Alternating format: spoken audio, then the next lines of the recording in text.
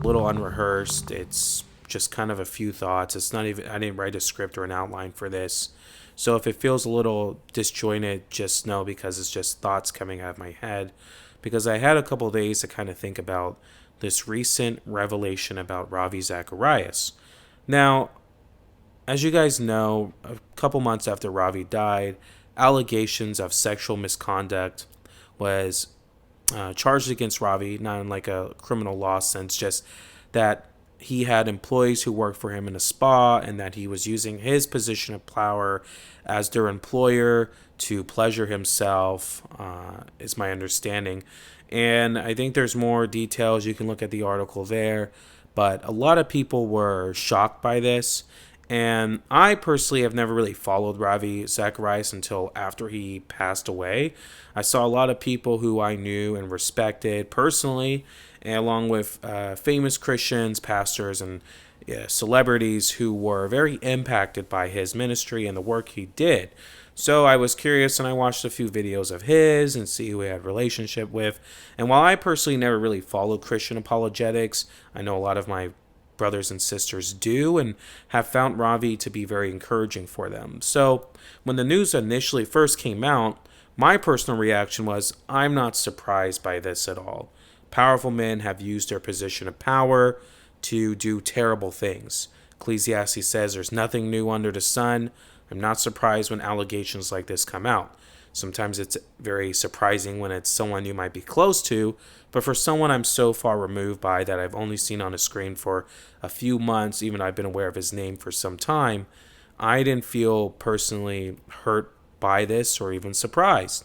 But many people did, and I understood why. I mean, this guy spent a lot of time for people explaining the faith, explaining his story, doing a lot of work that a lot of Christian and churches and organizations found useful, which was getting Christians to use the intellectual side of his brain. Now, while I'm not here to discuss the merits of his argument, Ravi Zacharias was extremely popular and touched a lot of people. And look, I don't necessarily buy into the whole believe all women argument. It doesn't really make sense. When there's something happened between two people, to say who did what and who did when can be really difficult. But I have been a victim. Now, I haven't been a victim of sexual assault, but as a kid growing up, my stepdad was very violent. He was a violent alcoholic, and he abused us all the time physically, right? He beat my mom, he beat us. I mean, he would push me into walls, he would hit me. I mean, I was just some little kid, right? Going through this stuff. But a lot of people respected my stepdad. I mean, he worked hard. He was a very friendly man. And when I would share my story years after he died, people were skeptical and some people weren't. Some people saw who he was a functioning, well, I wouldn't say functioning, and a violent alcoholic, while other people saw a family that, well, was hiding a very dark secret.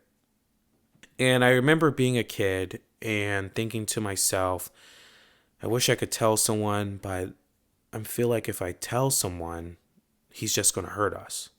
I remember one time my family had a big fight, right? My parents were fighting. Well, fighting's not even the right word. My stepdad was beating my mom, right? He was choking her. So I call the police. And tell them, well, actually, no, I run to a neighbor's house. We lived in this condo complex. And I tell them what's going on. They call the police come. And, I remember when the police got there, I was so scared. I wanted to say something so bad. My mom didn't want to say anything. They said they're okay. And I remember laying in my bed, just pretending to be asleep, but was frightened. And I remember after the police left, my stepdad got me out of the bed and he pushed me so hard into the wall several times and said, if you ever do that again.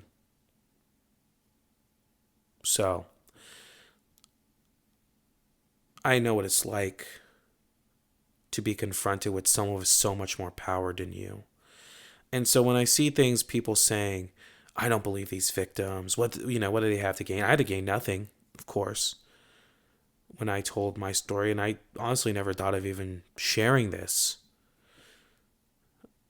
But I think it's so important because if people who were victimized don't say anything, we can't change the world.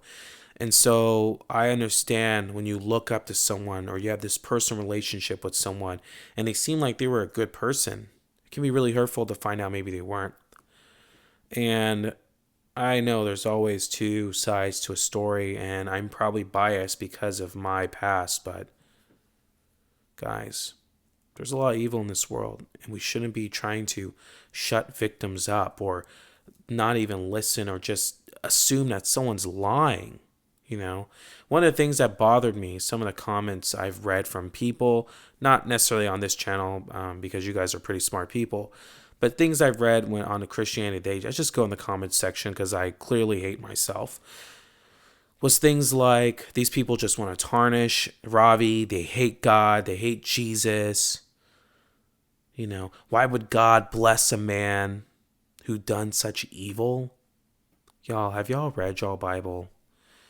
Do you not see how the world works? I mean, you don't have to read a Bible to see that sometimes evil people prosper.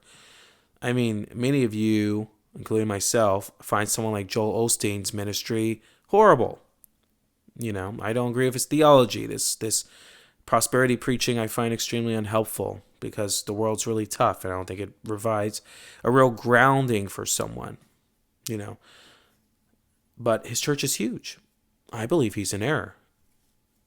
And yet, even though he's in error, which I think a lot of Christians would agree with me there, his ministry continues to grow as one of the largest in the world. To me, growth and popularity and how everyone likes you is not a sign of God's provision.